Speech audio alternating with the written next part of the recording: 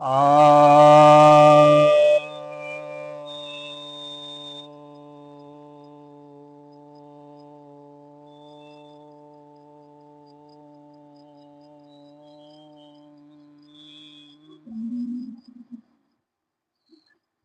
सभी भक्तजनों को सप्रेम नमन। तो आज आपकी जिज्ञासा का समाधान लेकर आया हूं। एक जिज्ञासा आई है, कर्म तो कंप्यूटर भी कर रहे हैं, तो क्या कर्म फल उसे भी मिलेगा? उसके कर्म का फल तो आदमी ले रहा है।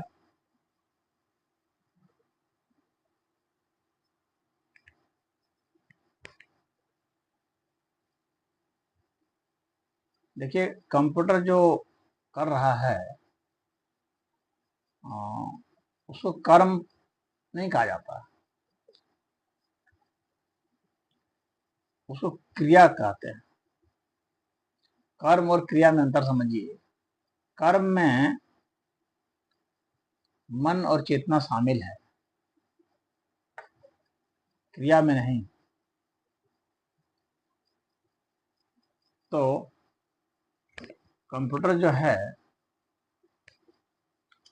उसमें मन शामिल नहीं है। हालांकि मनस्तत्व तो है, यह नहीं कहा जा सकता है कि मनस्तत्व नहीं है, परंतु मन जिस तरह से भावना उत्पन्न करे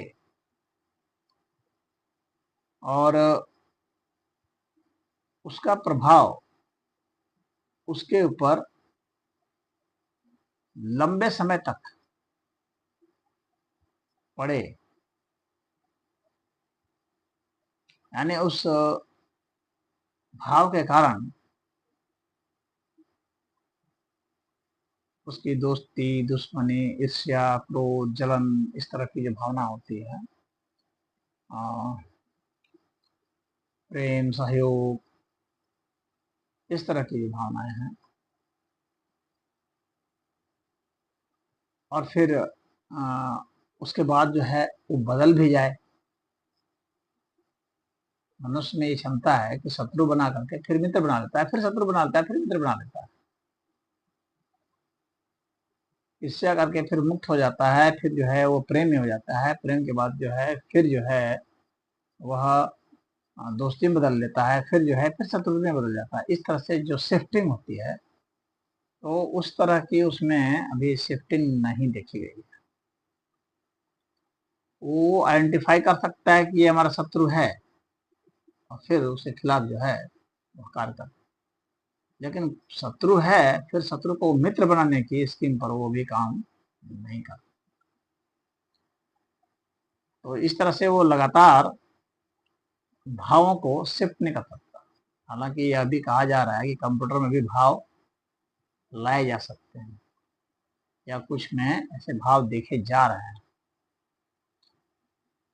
लेकिन इस तरह से भावों का जो परिवर्तन है उस तरह से नहीं देखा गया। अमुक अमुक डेटा रहेगा तो ये मेरा शत्रु है, अमुक अमुक डेटा रहेगा तो मेरा मित्र है, ये तो पहचान है। लेकिन कैसे इस मित्र को शत्रु या शत्रु को मित्र बना लें, किस तरह से इसमें ऐसा व्यवहार कर दें कि उसमें वो बदल जाए, ऐसा अभी नहीं देखा गया।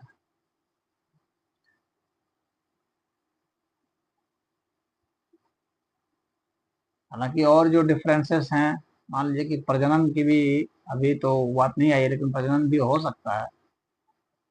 तो वह क्रियाफल जो है वह कर्म में बदल जाए, यानी उसका मनस्तत्व तो पूरा जागृत हो जाए। जिस तरह से मनस होगा तब तो फिर उसका कर्म फल आ जाएगा। लेकिन ऐसा तो अभी मनस्तत्व तो अभी जागृत नहीं, अभी वह क्रियाफल तो कहा जा सकता है, कर्म फल अभी नहीं कहा जा सकता। जब तक वो सारी भावनाएं नहीं आ जाती हैं और भावनाओं में शिफ्ट करने की शक्ति नहीं आ जाती है, विचार की शक्ति तो आ चुकी है, मेमोरी तो आ चुकी है, विश्लेषण भी आ चुका है, उस पर एक्शन भी लिया जा सकने की क्षमता भी आ गई। तो कंप्यूटर में ये सब तो आ गए, पहचान भी आ गई। और जो उसको जो नेप्चा टेस्ट होता था, जो टूरिक टेस्ट होता था, उस टेस्ट को भी उन लोगों ने पार कर लिया। पहले वो सिर्फ मानव ही कर पाता था, जो धूमिल सा दिखा रहता है अंक या शब्द अक्षर, तो उसको मानव ही पास कर पाता था। तो मानव और कंप्यूटर के बीच में यह अंतर था, लेकिन हाल फिलहाल में कंप्यूटर ने इसको भी पार कर लिया, इस टेस्ट को। यानी अब ये डेंजरस हो गया है। अब यह जो है कंप्यूटर हमारा कुछ भी कर सकता है, कोई भी हैकिंग कुछ भी कर सकता है, किसी के बाबत ही वह आपके खाते का प्रयोग कर सकता है, सरकार को निर्देश दे सकता है, सरकार का हैक कर सकता है, पासवर्ड ले सकता है, कुछ भी कर सकता है। तो इस तरह के सारे क्रियाफल को वो अंजाम तो दे रहा है। अब जब ये भावनाएं जब जुट जाएगी तो निश्चित सी बात है कि वह फिर कर्म फल में बदल जाएगा, तब कर्म फल का सवाल उठेगा। तो चलिए, तो अभी तो जो है क्रियाफल मानेंगे, तो कर्म और कर्मफल अभी तो नहीं, लेकिन हो सकता है कि कर्म और कर्मफल के दायरे में आ भी जाए। अब प्रश्न उठता है कि क्रियाफल जो है वह उसको मिल रहा है कि नहीं, तो निश्चित ही मिल रहा है। क्रिया जब होगी उसका फल है तो उसको मिलेगा, कर्म जब होगा तो कर्म फल जो है वो भी मिलेगा। तो अब यह है कि उसके कर्म का फल आदमी ले रहा है, आदमी ले रहा है, तो आदमी के भी कर्म का फल तो वो ले रहा है। अगर आप ऐसा सोचेंगे तो वह भी तो ले रहा है आदमी के कर्म का फल, तभी तो वो तैयार है, तभी तो वो कुछ कर रहा है, बोल रहा है। उस जो भी अभिव्यक्ति वो कर रहा है वो आदमी का ही तो उसने फल लिया है।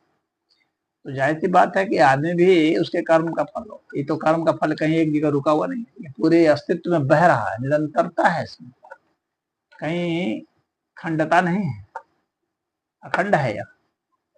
तो कर्म और कर्मों का प्रभाव, ये क्रिया और क्रिया के फल का प्रभाव, यह एक निरंतर प्रक्रिया है और एक दूसरे का जो है सिर्फ वह है कि आगे और पीछे का मामला है, यानी क्रम क्रम का मामला है।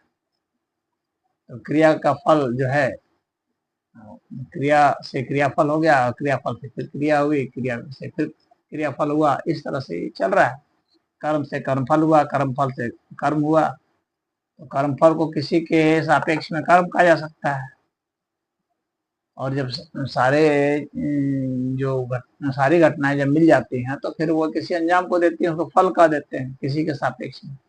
उसी में जो अपेक्षित है उसको हम कह देते हैं कि ये भाई हमारे लिए उपयोगी फल है।